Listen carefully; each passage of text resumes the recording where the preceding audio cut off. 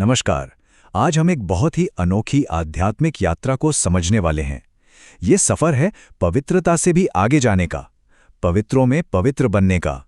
तो चलिए स्रोत के आधार पर देखते हैं कि ये गहरा बदलाव आखिर है क्या। देखिए, स्रोत की शुरुआत ही एक मशहूर गीत की पंक्ति से होती है, मरना तेरी गली में। लेकिन ठहरिए, यहां बात किसी जिस्मानी मौत की नहीं हो रही है। नहीं, ये तो एक बहुत ही गहरे आध्यात्मिक बदलाव की बात है।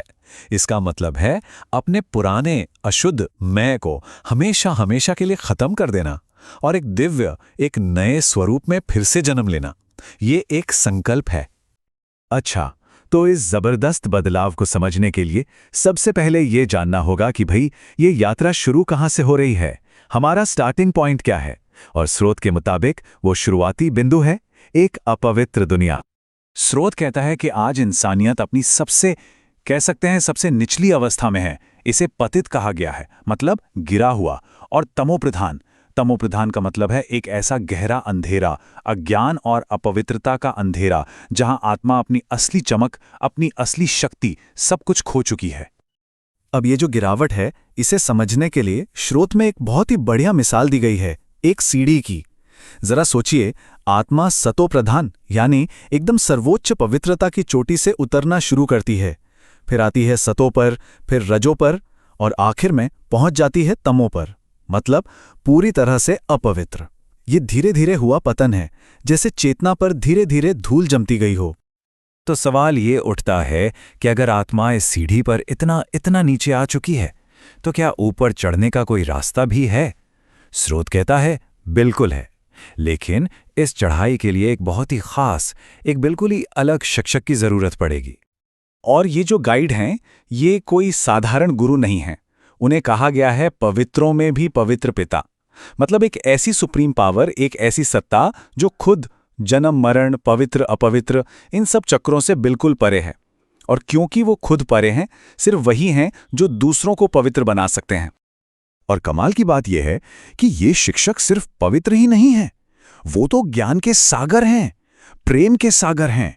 जरा सोचिए, एक ऐसा टीचर जो खुद भगवान पिता जैसा है और अपने स्टूडेंट्स को, यानी हम सबको, इस गिरावट से बाहर निकालकर फिर से पावन बनाने के लिए आया है। ठीक है, तो अब हमें यह पता है कि हम कहाँ खड़े हैं और हमारा गाइड कौन है। तो अगला सवाल क्या होगा? यही कि रास्ता क्या है। इस रास्ते को स्रोत में कहा गया है पुरुषार्थ, मतलब वो खास तरह की आध्यात्मिक मेहनत जो हमें देवत्व के इस रास्ते पर आगे ले जाएगी। अब यहां पर ना स्रोत एक बहुत ही जरूरी फर्क समझाता है। देखिए, एक तरफ तो होते हैं पारंपरिक पवित्र सन्यासी और दूसरी तरफ हैं वो छात्र जो पवित्रों में पवित्र बनने निकले हैं। इन दोनों में जमीन आसमान का फर्क है। एक का लक्ष्य क्या है? बस अपनी मुक्ति, जबकि दूसरे का लक्ष्य है पूरी दुनिया की बादशाही हासिल करना। कितना बड़ा अंतर है। तो फिर ये ऊपर उठने का रास्ता, ये रॉयल मेहनत है क्या? देखिए, इसके कुछ स्टेप्स हैं। सबसे पहले तो अंतर्मुखी बनना, मतलब अपने अंदर झांककर अपने हर ख्याल को, हर काम को चेक करना। फिर देवी देवताओं जैसे दिव्य गुणों को अपनी जिंदगी का हिस्सा बनाना। और आखिर में एक खुशबूदार फूल की तरह बनना जो अपनी पवित्रता और ज्ञान की महक दूसरों तक भी पहुंचाए। और पता है, स्रोत हमें बार बार ये एहसास दिलाता है कि इस रास्ते पर जो चल रहे हैं वो कोई मामूली लोग नहीं हैं।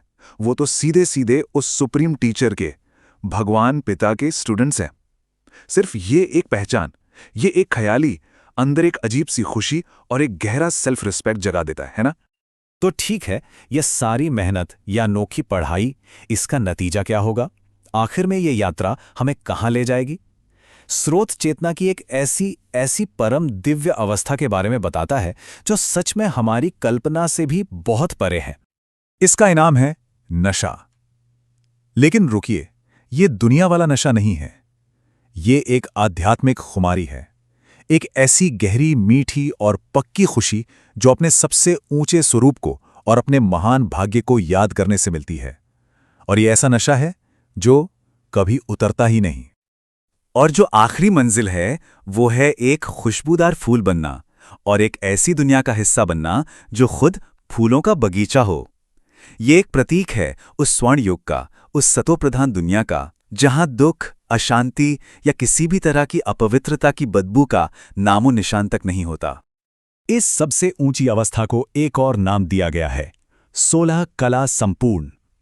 ये बिल्कुल वैसा ही है जैसे चांद अपनी 16 कलाओं में पूरा होता है, एकदम गोल और रोशन। ठीक वैसे ही ये आत्मा का हर गुण में, हर शक्ति में परफेक्ट और पूरा होने का सिंबल है। ये है इंसान की परफेक्शन का शिखर।